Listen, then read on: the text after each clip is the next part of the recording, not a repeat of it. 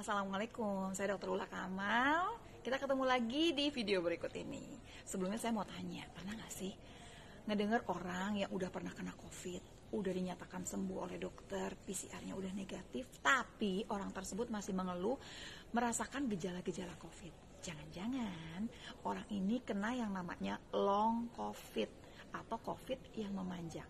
Ini akan kita bahas di video kali ini. Nah, long COVID itu sendiri adalah keadaan di mana seseorang yang sudah sembuh dari COVID, PCR sudah negatif, tapi tetap merasakan gejala COVID. Jadi ada gejala yang menetap yang orang itu rasakan. Nah, dari penelitian ternyata nih ada 13% lebih orang-orang yang masih merasakan gejala sampai 28 hari. Kemudian ada yang sampai 8 minggu ke atas nih. Yang sampai 8 minggu sekitar 4%. Malah ternyata ada sekitar 2% lebih orang-orang yang masih merasakan gejala setelah 12 minggu. 3 bulan loh. Nah, jadi pertanyaannya apa sih yang mereka rasakan gitu? Yang mereka rasakan itu adalah kelelahan yang berlebihan, kelelahan fisik.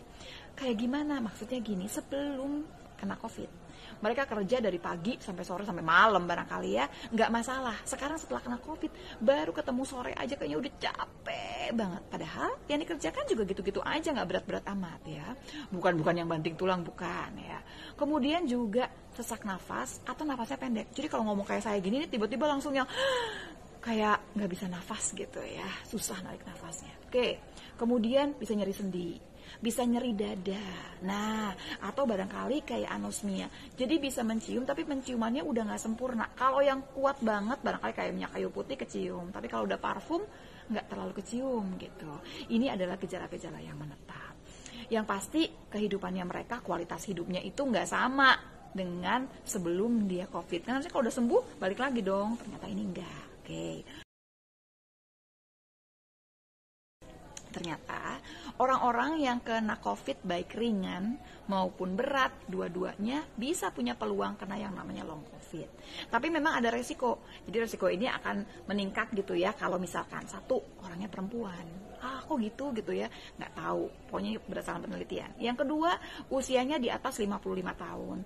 Yang ketiga, indeks massa tubuh atau orangnya ini gemuk, di atas overweight nih ceritanya, overweight ke atas. Kemudian tambahannya adalah punya komorbid. Wah, kalau komorbidnya agak banyak ya, lain lagi ceritanya ya. Jadi kita harus sudah mengerti nih, ada banyak ceritanya. Tambahan terakhir adalah kalau memang gejalanya berat ini lebih mungkin kena long COVID daripada yang gejalanya ringan. Apa sih sebetulnya yang kejadian waktu orang kena long COVID? Sebetulnya kalau jujur kita masih belum tahu sih, karena penelitiannya itu belum selesai. Tapi ada yang namanya dugaan atau hipotesa. Hipotesa pertama mengatakan bahwa walaupun virusnya udah nggak ada, ternyata kerusakan yang terjadi itu menetap ya. Atau bisa juga begini, memang virusnya udah nggak ada, tapi ada yang namanya peradangan yang terus berjalan setelah si virusnya nggak ada.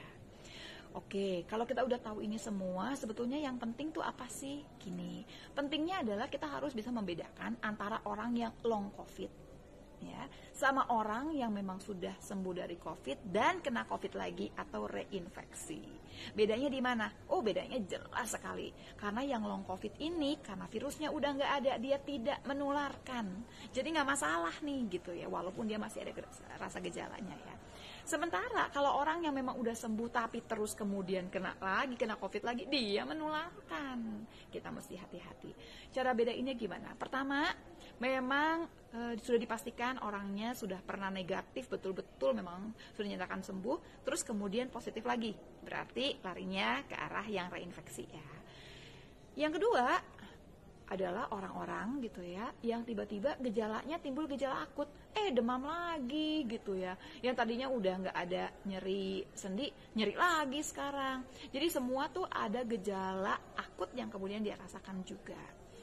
Terus kemudian kita mesti hati-hati, dia mesti isoman, mesti dijelaskan lebih jauh bahwa orang yang sudah reinfeksi ini ya perlakuannya sama orang yang kena COVID ya sama. Sementara kalau yang long COVID ini ya sama kayak kita, dia tidak menularkan. Nah, yang paling penting sekarang adalah bagaimana nggak kena long COVID. Tapi lebih penting lagi kalau buat saya adalah bagaimana supaya kita nggak kena COVID-nya dulu, supaya long COVID-nya pun jauh-jauh dari kita. Terus apa yang harus dikerjakan? Balik lagi, selalu kita pakai yang namanya 3M atau protokol kesehatan. Pakai masker, jaga jarak, cuci tangan, pakai sabun. Mudah-mudahan kita semua selalu terlindungi dari COVID-19 ya. Wassalamualaikum warahmatullahi wabarakatuh.